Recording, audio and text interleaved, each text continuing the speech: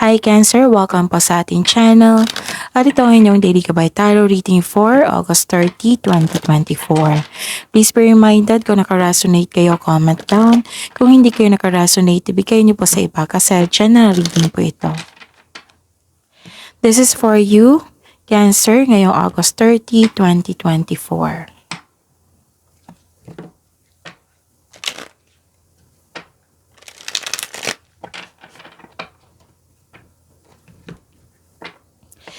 Maraming salamat po sa inyong patuloy na suporta at maraming salamat din po sa mga hindi nag-skip ng ads. Gamitin ang reading na ito bilang gabay lamang. Sa mga hindi pa nag-subscribe, subscribe na po kayo at click bell notification para malaman nyo na may bago tayong video. Para sa mga gustong magpa-reading po, may lumabas dyan sa screen nyo ngayon. Panoorin nyo po at sundin ang instruction. Calling the attention sa mga suki ko dito na Cancer. Open na po inyong monthly Gabay Tarot reading for September 2024. May 6 months from now reading tayo at love life reading po. So message me Cancer for schedule. Maraming salamat po.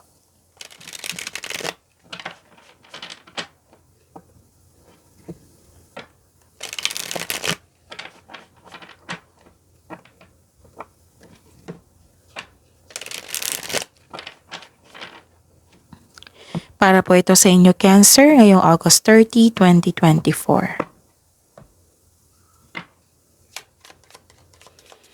Spirits Guide, mga ganap po para kay Cancer ngayong August 30, 2024. I need 3 cards po.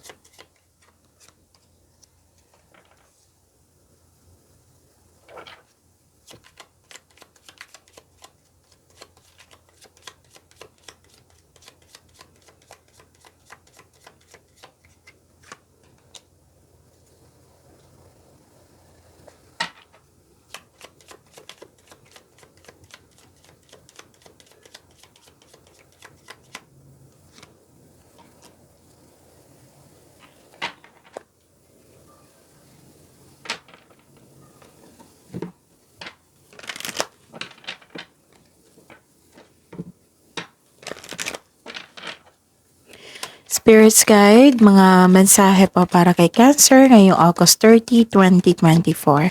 I need 2 cards po.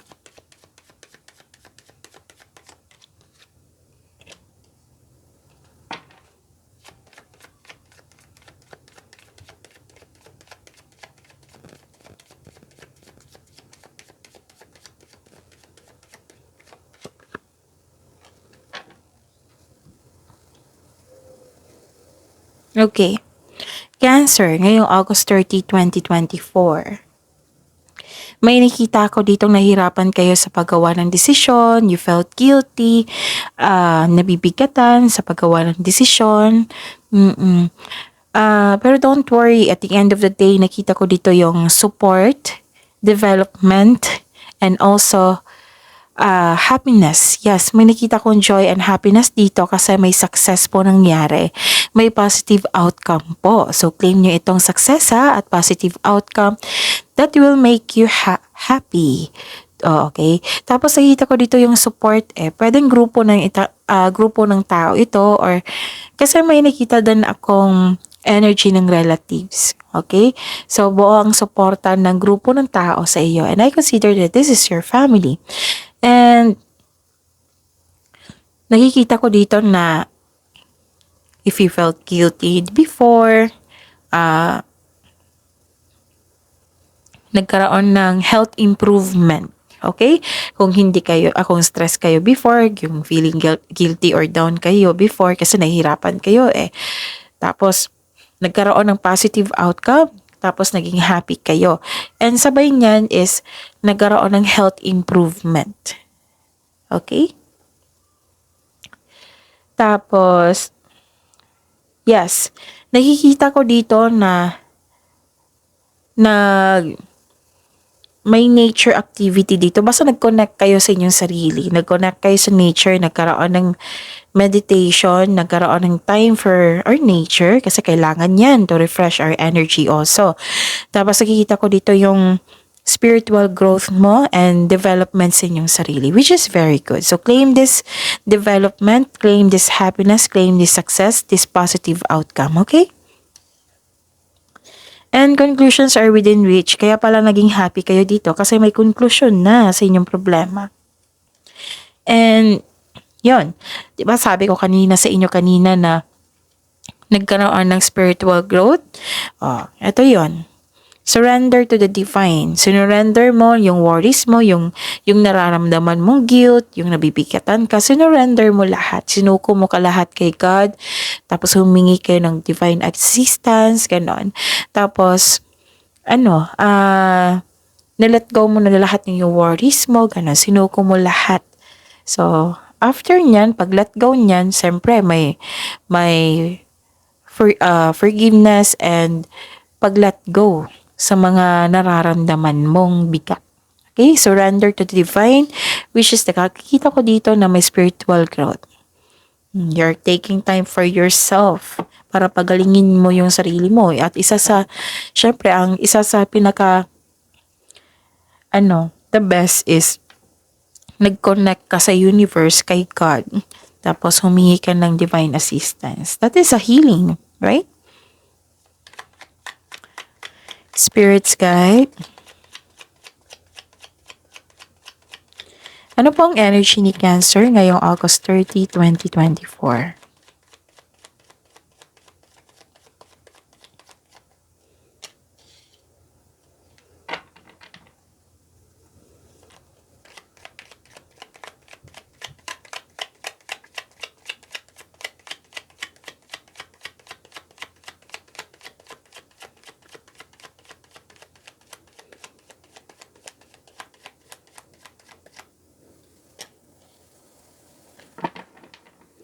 This is a daily reminder para hindi kayo maguluhan or malito.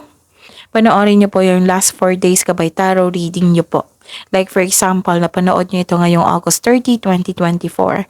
Panoorin niyo po yung August 29, 28, 27, 26. Kung may nakita kayo or narinig kayong repeating message, kailangan niyo po iyan bigyan ng atensyon. Kung maaari po, bigyan niyo po ng solusyon at aksyon. Again, calling the attention sa mga suki ko dito na Cancer, open na po ang inyong monthly gabay tarot reading for September 2024. May 6 months from now reading tayo at love life reading po. So message me Cancer for schedule. Maraming salamat po.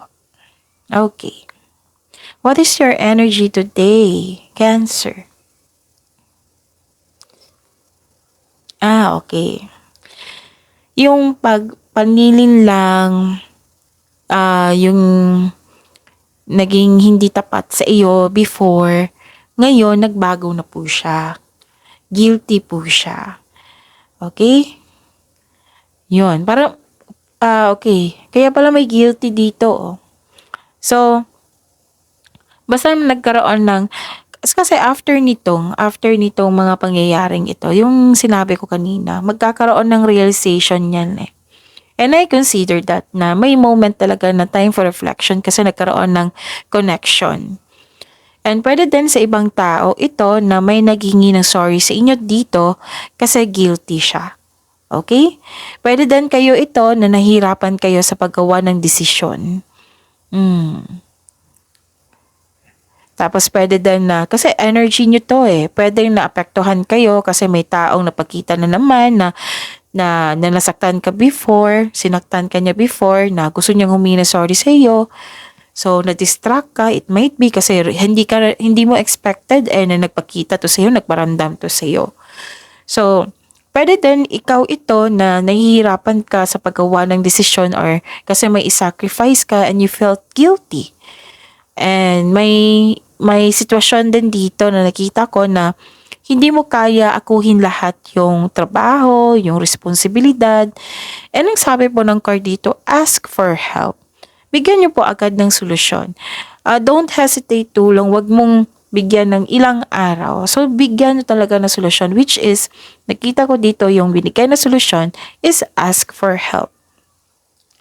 Baka nasabi mo lang din na may nararamdaman kang pagod kasi worried ka or sobrang burnout mo sa dami ng trabaho. So, kaya nga sinabi dito, ask for help. Okay? Yun. Ano pa? Okay.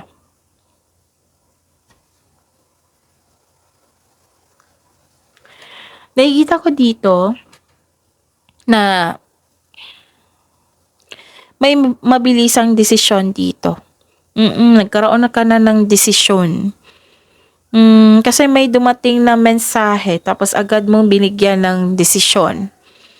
Actually, may parating na blessings po. I-claim nyo talaga to ha kasi may blessings din dito. May parating po na blessing sa inyo, Cancer, na magbibigay ito ng saya sa iyo. So, di ba? This is the clarification of your card here na may success na nangyari, may positive outcome na nagbigay sa iyo ng happiness and joy. So, claim nyo na ha. Dalawang card na po nagsabi niyan. Ang ganda-ganda. Maaring din na may travel kayo ngayon, Cancer. May travel na magaganap or isang bagong tao na darating sa iyong buhay. Wow! Okay, may nakita kong ganap na away dito. It might be may away ng dahil sa nagkaroon ka ng desisyon. Pero nakikita ko naman dito na magkakaroon po ng solusyon. Magiging okay din ang lahat. Don't worry. This is exciting opportunities. And nakita ko dito yung stability sa inyong kaperahan. It might be this nangyari na ito or it might be this opportunity. Magbibigay ito ng financial stability sa iyo. Wow. Tapos excited kang na makilala mo ang bagong taong ito. Lalo na sa mga single dyan. May event invitation din. Pwedeng date. Kasi mag-uusap kayo. Ganon. So this is very good kasi may development, right? Yun. Spirit's Guide, Career and Money po ni Cancer ngayong August 30, 2024.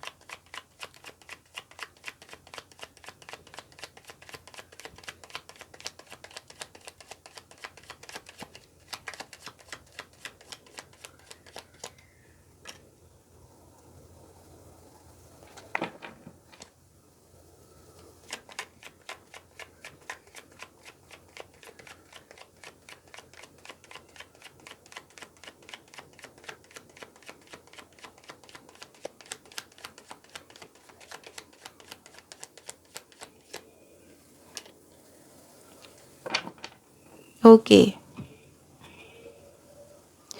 Okay.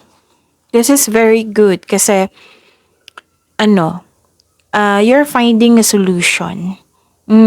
Sa career and money nito ha, may nakita ko ditong healing. 'Di ba sabi ko sa inyo kanina dito na may healing na gaganap. Gumagawa ka ng solusyon sa inyong problema. And sinurrender nyo lahat yung nararamdaman mong bigat. Yun yung nangyari. Pwede doon hinayaan mo yung sitwasyon na matapos. Tapos, nire-remind mo yung self mo dito eh. Sabi po ng card dito na you're reminding yourself na nilet go mo na at gusto mo mag-let go and mag-move forward na. Kaya nga nakita ko dito na may action. So, ang pagkapit sa nakaraan ay pumipigil sa paglitaw ng isang bagong simula. So, this card tells you na may dumating na opportunity, right? Oo, dito pa lang. Okay? May dumating na opportunity. Sabi po ng card dito na huwag nyo daw ipagpaliban itong opportunity na ito. Diba? Opportunity, bigyan mo siya ng action. Tapos, nakita ko kasi dito na pinagpaliban nyo. So, ang sabi ng card dito, na Cancer, huwag niyong ipagpaliban itong opportunity na ito. Kailangan niyong bigyan ng konkretong plano at make a best decision. Kasi nakita ko dito, itong opportunity na binigay sa inyo ng universe is magbibigay ito ng kasaganaan sa inyong buhay na which is hinihintay mo ito eh. Huwag niyo daw i-postpone, huwag niyo daw subukang ipagpaliban kasi magbibigay ito ng kasaganaan sa inyo which is hiniling mo ito. I know, kitang-kita ko dito na hiniling mo ito sa universe, kay God. So yun ha, nag-remind po ang card niyo po dito. Okay. Baka may dahilan din po kayo na pinopostpone nyo kasi nagpaprocess pa kayo sa inyong emotion. Kasi di ba may emotion kayo dito na nabibigatan, ganon. Pero don't worry kasi nakita ko naman yung conclusion. Na you're taking action to surrender this bigat na nararamdaman. Oo. Kasi parang nalungkot ka na may nawala sa iyo, may pwedeng disconnection sa isang tao, pwedeng may loss, yeah, like for example, end of contract, or job loss, or hindi mo nagustuhan yung mga nangyayari. Kaya nga may bine-bless ka dito eh. So, huwag niyong subukan na ipagpaliban yung opportunity. Pwede din nawalan kayo ng gana kasi may nakita kong away dito, which is nakita ko rin dito na away, argument, ganon. Pero ang sabi po ng card dito, no, subukan niyo po daw na wag kayong magpa-apekto. Instead na, itong worries ni ito, pag-alala, blockages, isurrender niyo siya kay God. Okay? Isurrender niyo siya with clear intention and move forward. Tulungan niyo po yung sarili niyo. And kaya nga may binigay ng blessings dito na kailangan ng gawa ng tao, 'di ba? Gawan ng action. So pagyamanin mo, doon kayo mag-focus sa makontrol nyo, huwag kayong mag-focus muna sa hindi nyo makontrol. Kung gusto niyo ng mga solusyon sa inyong ganitong away or disconnection sa isang tao, pwede din na magkaroon kayo ng honest conversation. Pero I believe hindi pa to makakausap. Oh, I believe. Kasi may busy pa kayo sa inyong mga gawain dyan eh. So, ang pinaka the best thing to do is surrender mo and move forward. Kaya nga may paulit-ulit na sinasabi dito, which is repeating message na move forward. Let go and move forward. Pwede din hindi ka komportable na ngayon sa inyong workplace, but you must process these emotions. Allow yourself to heal. Diba, sabi ko sa inyo, 2 card na po nagsabi to na nagkaroon ng healing. Allow yourself to heal. Kung gusto mo na mag-move forward into a new direction, so allow yourself to heal. 2 card na po nagsabi niyan. Healing po ang the best thing to do. So yun ha. So, the period of sorrow won't last forever. Look to the future with hope for new experiences po. Para bumukas yung opportunities. And itong opportunity na dumating, yan, paulit-ulit na sinasabi sa inyo, bigyan niya ng focus with clear intention. Huwag niyong dalhin yung nangyari sa nakaraan na dadalhin niyo sa present. No, hindi yan nakakatulong. Kung maaari po, kunin niyo yung learning sa nakaraan, na nagbigay sa inyo ng heartbreak, ganon. Tapos, para maiwasan mo yun maulit, okay? So, yun, recovery po. This is very good kasi you're helping yourself to let go and magkaroon ng recovery, hope and healing. Kaya nga may lumabas dito na improvements sa inyong health, happiness, conclusions sa inyong problema, sinurrender mo sa divine, ganon.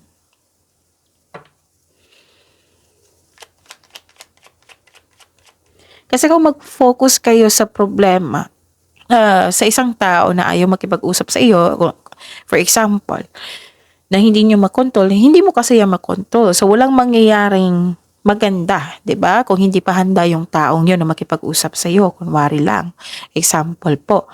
Tapos, doon kayo mag-focus sa binigay sa inyo na opportunity, which is blessings na pagyamanin nyo. Okay?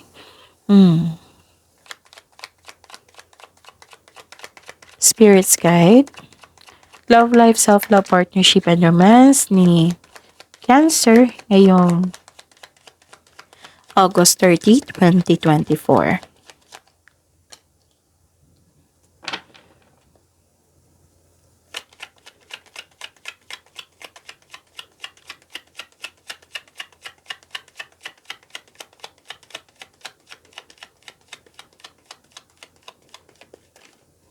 Minsan kasi ang pumipigil sa atin yung past natin.